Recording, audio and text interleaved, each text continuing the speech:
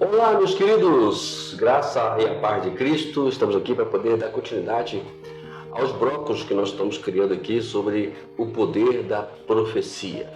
Hoje vamos para o bloco 3, né? Eu te convido para que você continue conosco, porque a intenção nossa aqui, o objetivo e propósito é justamente trazer para você aqui o poder da profecia. Estamos vendo hoje tantas coisas acontecendo dentro das igrejas hoje que a gente precisa nos atualizar mais sobre esse ponto tão importante. O tema de hoje: discernindo a verdadeira profecia em meio ao ruído. Você consegue discernir a verdadeira profecia em meio ao ruído? A gente vive em volta de muitos ruídos hoje aqui, né? Neste mundo. Problemas ali, situações aqui, situações cá, e vai embora. Dentro das igrejas, tantas coisas assim, eles envolvem na liturgia dos cultos, que a gente fica pensando se realmente é isso mesmo, né? E se a palavra de Deus está sendo bem discernida, bem ouvida, né? Tem essa questão toda, né? Vamos lá falar um pouquinho sobre isso hoje, né? Nosso tema dentro desse ponto hoje. Diz assim: no meio de tantas vozes que ecoam dentro e fora da igreja, discernir a verdadeira profecia tornou-se uma necessidade urgente. Por isso que é preciso, né, eu vou sempre tocar nessa tecla aqui sobre isso, sobre a questão da gente entender a Escritura como ela deve ser entendida. Pararmos de querer inventar interpretação, de querer achar que isso que Deus falou. Não, Deus não fala dessa. Deus, ele tem uma única forma de falar, desde Gênesis até Apocalipse. Se você estudar a Bíblia, você vai observar isso bem claramente, né? Se você quiser comigo, né, que deixar seu comentário aqui: pastor, eu queria entender isso no particular, no privado, né? Eu deixo o meu Instagram para você e a gente vai conversar aqui sobre tudo isso. Eu vou mostrar para você, né? A princípio a gente tem aqui apenas um tema, né? A gente vai traçar um tema, mas, né, como fazer isso? É muito simples. Então, nem toda palavra que a gente ouve falar em nome de Deus procede do Espírito. Tudo aquilo que se dizem que é Deus que está falando, é Deus que esteja falando. Não. Muitos usam sempre as palavras, até mesmo versículos bíblicos, mas na verdade o proceder daquela palavra, ela acaba não estando no contexto, porque é isso que eu quero que você entenda. A questão toda é o contexto, não é simplesmente o texto que foi lido. O texto, o que a Bíblia inteira ela possa dizer naquilo que você entende sobre aquele texto no contexto da Bíblia. Aí a gente vai ver direitinho, né? Vamos lá. A profecia autêntica carrega marcas inconfundíveis. Ela está alinhada com a palavra de Deus, pois o Senhor nunca contradiz a si mesmo. Eu fico pensando nisso, que às vezes as pessoas pregam na igreja como que se Deus contradizesse a sua própria palavra, né? E às vezes estamos ali conversando com meu cunhado, e estávamos justamente falando sobre isso, né? Sobre a graça. Se nós entendermos a graça, as coisas vão mudar muito na nossa vida, né? Eu tenho pregado muito aí, e as mensagens que nós temos colocado no canal, no outro canal, se você quiser, eu te envio para o outro canal. Então, é onde estão as pregações que agora estou enviando agora. Então a gente está sempre pregando sobre isso. Deus está sempre nos posicionando a trazer palavras exatamente dentro desse teor, dessa graça, que a qual infelizmente não é tão pregada, né? Como pregada de uma forma tão direta e bem clara hoje, né?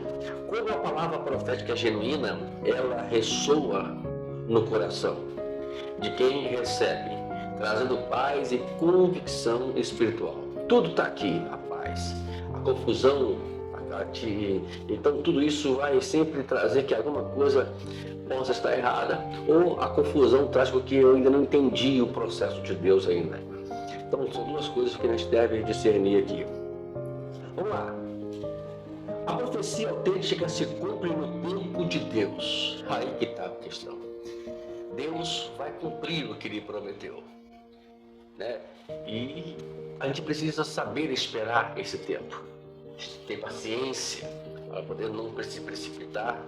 Nós temos ali o caso de Saul, né? Que Saul ele estava para ir para a guerra e estava ali aquele murmúrio que os inimigos estavam se avançando e Samuel não chegava, e aí as pessoas, os soldados, junto com o seu general e soldados começaram a apertar Saul. Olha, temos que ir logo. E Saul falou assim: não temos que esperar Samuel para ele fazer o sacrifício. Só que Samuel, de uma forma até proposital de Deus, atrasou naquele dia. Bom, atrasou dentro do nosso cronos, não do kairos, né? Deus ele usa o tempo para provar a nossa fé. E foi ali que Saul foi se achou como porque ele era rei e foi lá e fez sacrifício. Cometeu um grave erro, né? Tanto que Deus destituiu ele do reinado, né? Já de imediato, mesmo que já havia um precedente ali. Isso foi somente para Deus logo acabar de vez ali e dizer assim: ele não tem condições. É isso, irmãos. Nem sempre ela se manifesta imediatamente, mas quando vem da parte de Deus, a sua realização é inevitável. No entanto, isso não significa que toda profecia demora a se cumprir, seja falsa, pois o tempo de Deus não segue no nosso calendário, tem nada a ver com o nosso calendário. E é uma coisa que Deus vê, que Ele nunca vai voltar com a sua palavra vazia. Ele sempre está sempre prontidão nos dar a sua palavra. Por isso que a gente pede, Ele pede para a gente poder, na sua escritura, para poder termos um pouco de paciência, né? A demora que nós achamos que possa ser a demora, né? Ela é apenas um processo para amadurecer o nosso ego, a virtude da paciência e assim por diante. Vamos lá, temos um ponto aqui. Melhor, tem dois pontos que nós falamos ainda. O penúltimo ponto é essencial que a igreja cultive um ambiente de maturidade profética.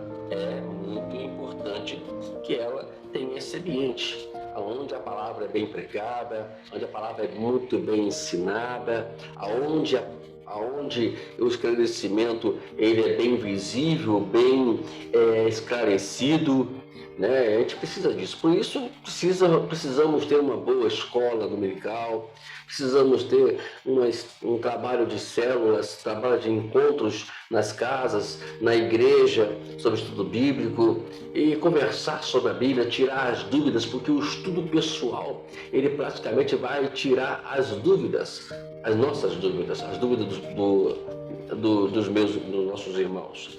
Então, é por isso que o estudo até pessoal, até de casas é muito importante. Também na igreja também é muito importante. Vamos terminar?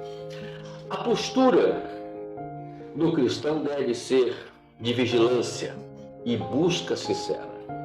A intimidade com Deus e a vida de oração são os maiores filtros contra a falsidade espiritual. Você quer vencer todo o mal, toda a falsidade que a qual ela emana neste mundo? Simplesmente a vigilância. Eu quando fiz o curso de formação de vigilante, eles falaram algo muito interessante sobre a vigilância. O que é o vigilante? É aquele que prevê os acontecimentos.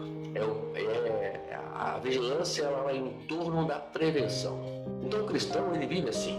Aí nós entendemos porque o apóstolo Pedro disse lá no capítulo 5, no verso 8, sede sóbrio e sede vigilante, porque o diabo, o vosso adversário, ele anda ao derredor de vós, querendo vos devorar como um leão.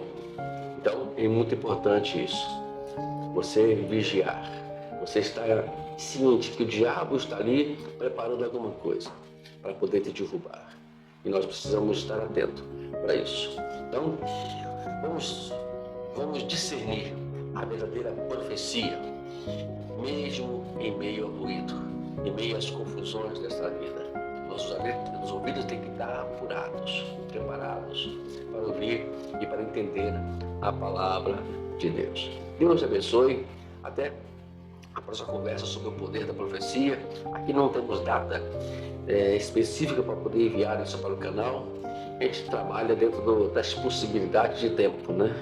E eu conto com você para estar conosco. Sinalize o sininho, inscreva no canal, sinalize o sininho, deixe sempre o seu like, é muito importante, e os seus comentários também, que é muito importante. Deus abençoe, até a próxima conversa sobre o poder da profecia, e estamos terminando, fazendo o bloco 3 hoje, e vamos daqui a pouquinho apresentar aqui o bloco 4 desse tema tão importante. Deus abençoe, até a próxima.